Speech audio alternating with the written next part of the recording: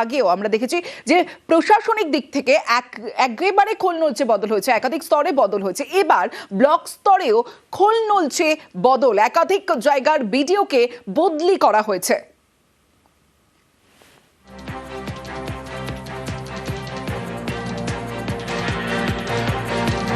আমার সঙ্গে প্রীতি রয়েছে, সরাসরি চলে যাব প্রীতির সঙ্গে কথা বলবো।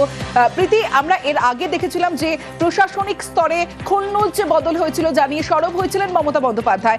এবার ব্লক স্তরেও খোল নলচে বদল।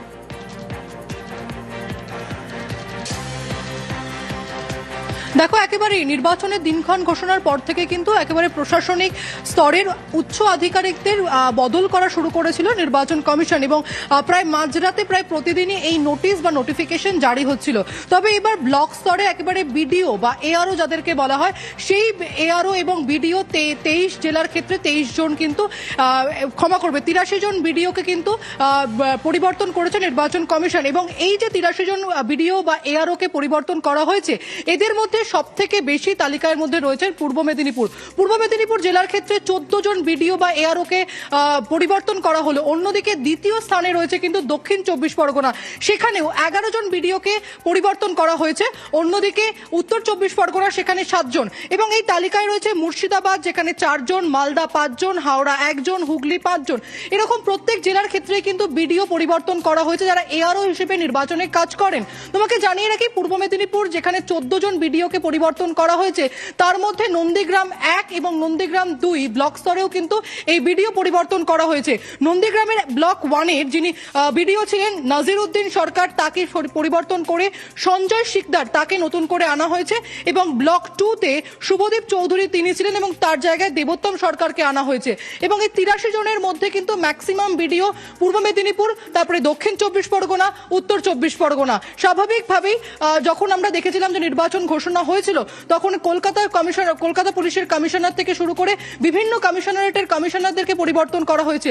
এমনকি মুখ্য সচিব, হোম সেক্রেটারি, তাদের সকলকে কিন্তু পরিবর্তন করা হয়েছিল। এবং তারপরে কিন্তু একেবারে ব্লক স্তরে আমরা দেখলাম বিডিও বা এআরও এদেরকে পরিবর্তন করা হলো। বেশ, ব্লক স্তরেও খোল নলচে বদল, বিডিও বদলিতে রাজনীতির তরজা তুঙ্গে। ঢালাও রদবদল করছেন, নজিরবিহীন অলিখিত জরুরি অবস্থা জারি করে যেন ভোটে যেতে চাইছে, তারপরেও হারবে। এই ক্ষেত্রে আমরা দেখেছি বাংলায় যারা কাজ করছেন তাদের সরিয়ে অনেক বাইরে থেকে অফিসার এনে এখানে বসিয়ে দেওয়া হচ্ছে, এবং তারা হচ্ছে সম্পূর্ণ পক্ষপাত দুষ্ট, বিজেপির ক্যাডার, বিজেপির ব্যাকগ্রাউন্ড, বিজেপির লোক। এখন যা পরিস্থিতি আছে, সব ভিডিওকেই প্রায় পরিবর্তন করার দরকার আছে। সমস্ত সরকারি কর্মচারীরা আজকে এই যে রিগিং, ভোট পরবর্তী হিংসা, পশ্চিমবাংলার দুর্নীতি এর সঙ্গে যুক্ত আছেন। অনেকের নামে কেস হয়েছে, সাসপেন্ড হয়েছেন। এই ধরনের অকম্য এবং দুর্নীতিগ্রস্ত অযোগ্য প্রশাসন নিয়ে স্বচ্ছ ভোট করার সমস্যা সম্ভব নয়, তাই এটা করতে বাধ্য হচ্ছে। প্রশাসনিক খোল নলচে বদলে ফের তোপ মমতার। আইএএস, আইপিএস সহ আধিকারিকদের অপমান করেছে কমিশন, তোপ মমতা বন্দ্যোপাধ্যায়ের। নির্বাচন কমিশন আমার সাথে যারা কাজ করতেন সবাইকেই প্রায় সরিয়ে দিয়েছেন। অনেকে ভালো কাজ করে রাস্তায় রাস্তায় ঘুরে বেড়াচ্ছেন। আইএএসদের অপমান করেছেন, আইপিএসদের অসম্মান করেছেন, বিজেপি পার্টি WBCSদের অসম্মান করেছেন, WBPSদের অসম্মান করেছেন। মানুষের ভোটাধিকার কেড়ে নিয়ে মানুষকে মৃত্যুর মুখে ঠেলে দিয়েছে। আমি তাদের ধিক্কার জানাই।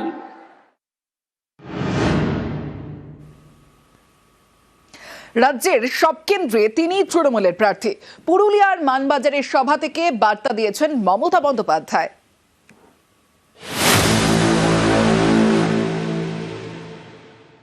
কি মা বোনেরা, ভোটটা দেবেন তো?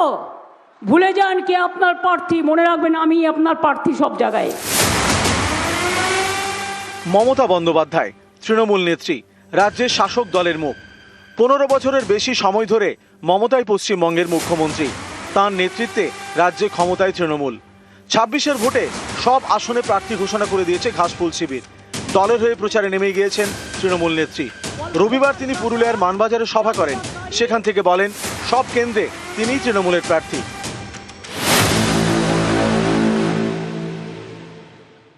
কি মা বোনেরা ভোটটা দেবেন তো? ভুলে যান কে আপনার প্রার্থী, মনে রাখবেন আমি আপনার প্রার্থী সব জায়গায়। সরকারটা আমরাই করব। জয়ফুল মানে তৃণমূল, আর তৃণমূল কংগ্রেসই ক্ষমতায় আসবে। বিজেপির চক্রান্ত সব হবে ব্যর্থ, মানুষ মারার চক্রান্ত সব হবে ব্যর্থ, দাঙ্গা করার চক্রান্ত সব হবে ব্যর্থ, ভোট কাটার চক্রান্ত সব হবে ব্যর্থ। যখনই দল কোনো না কোনো নেতার কারণে সমস্যায় পড়েছে তখনই ত্রাতা হিসেবে এগিয়ে এসেছেন মমতা। 2016 সালে বিধানসভা ভোটের আগে প্রথমবার তিনি বার্তা দিয়েছিলেন 294 আসনেই তিনি প্রার্থী। ক্যান্ডিডেট হচ্ছে মমতা ব্যানার্জি, 294টা সিটে আমি প্রার্থী। ক্যান্ডিডেট হচ্ছে মমতা ব্যানার্জি, 294টা সিটে আমি প্রার্থী। 2021 সালেও একই সুরে বার্তা দেন মমতা। লড়াইটা মনে রাখবেন, আমার সাথে বিজেপির লড়াই হচ্ছে। কে প্রার্থী দেখার দরকার নেই, 294টা আসনে আমি প্রার্থী। আমি আপনাদের সব জায়গায় পৌঁছে যাব, মাথায় রাখবেন। এবার 26-এর প্রচারেও তিনি বুঝিয়ে দিলেন সব আসনে তৃণমূলের মুখ একজন, মমতা বন্দ্যোপাধ্যায়। কি মা বোনেরা ভোটটা দেবেন তো? ভুলে যান কে আপনার প্রার্থী, মনে রাখবেন আমি আপনার প্রার্থী সব জায়গায়। সরকারটা আমরাই করব। জয়ফুল মানে তৃণমূল, আর তৃণমূল কংগ্রেসই ক্ষমতায় আসবে। বিজেপির চক্রান্ত সব হবে ব্যর্থ, মানুষ মারার চক্রান্ত সব হবে ব্যর্থ, দাঙ্গা করার চক্রান্ত সব হবে ব্যর্থ, ভোট কাটার চক্রান্ত সব হবে ব্যর্থ। নিউজ 18 বাংলা। নন্দীগ্রাম ভবানীপুর দুই কেন্দ্র থেকেই প্রার্থী শুভেন্দু অধিকারী। কাল নন্দীগ্রামে প্রার্থী হিসেবে মনোনয়ন জমা দেবেন শুভেন্দু অধিকারী। তার আগে আজ ভবানীপুরের ছবি দেখাচ্ছি। ভবানীপুরে প্রচার করলেন শুভেন্দু অধিকারী, বাড়ি বাড়ি ঘুরে জনসংযোগ সারেন তিনি। এবার ভবানীপুর নন্দীগ্রাম দুই আসনেই লড়ছেন শুভেন্দু অধিকারী।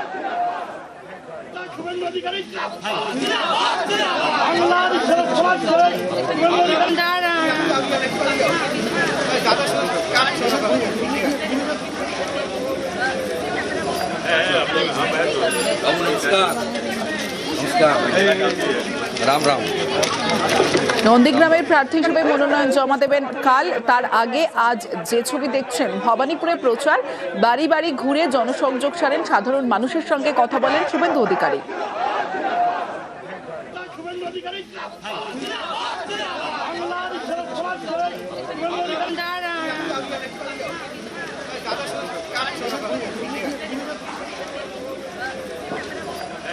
ভবানীপুরে জনসংযোগে শুভেন্দু অধিকারী। অন্যদিকে নন্দীগ্রামে মার্জিন বাড়িয়ে ভবানীপুরে জয়, চ্যালেঞ্জ শুভেন্দু অধিকারীর।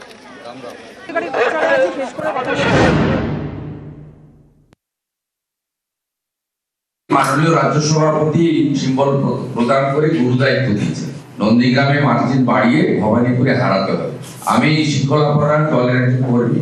মাননীয় প্রধানমন্ত্রী সহ সংসদীয় বোর্ড প্রত্যেকে যে দায়িত্ব এবং বিশ্বাস রেখেছেন সেটা মর্যাদা রাখার আমি আপনার চেষ্টা করব।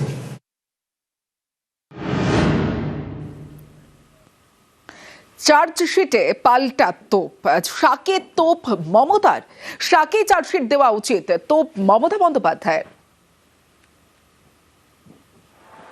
বিজেপি দলের নেতা, খুব বড় নেতা বাবা, দাঙ্গা করতে করতে ক্ষমতায় এসেছিলেন, তৃণমূলের বিরুদ্ধে চার্জশিট পেশ করেছেন।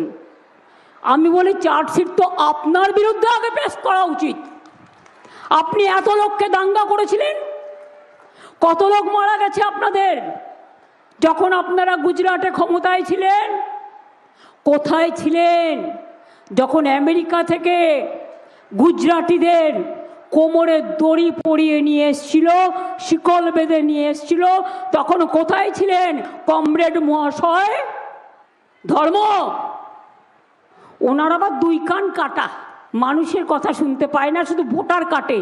বল ভোটার কাটা, দাঙ্গাকারী, ভোট কাটারি, স্বৈরাচারী, গণতন্ত্র হত্যা হত্যাকারী, সংবিধান হত্যাকারী বিজেপি। জেনে রেখো, মানুষের অধিকার থেকে মানুষের ভোট কেটেছো, তোমাদের কেউ এবার ভোট দেবে না, কেউ না, কেউ না, কেউ না। নারী নির্যাতন নিয়েও বিজেপিকে তোপ মমতার। বিজেপির রাজ্যে আদিবাসী নারী নির্যাতন সব থেকে বেশি বলে সরব তৃণমূল নেত্রী। সবচেয়ে বেশি আদিবাসীদের উপর আক্রমণ হয়েছে কোথায়? মনে রাখবেন, বিজেপি রাজ্যগুলোতে। সবচেয়ে বেশি মহিলাদের উপর আক্রমণ হয়েছে কোথায়? বিজেপি রাজ্যগুলোতে। উত্তরপ্রদেশ, রাজস্থান, মধ্যপ্রদেশ।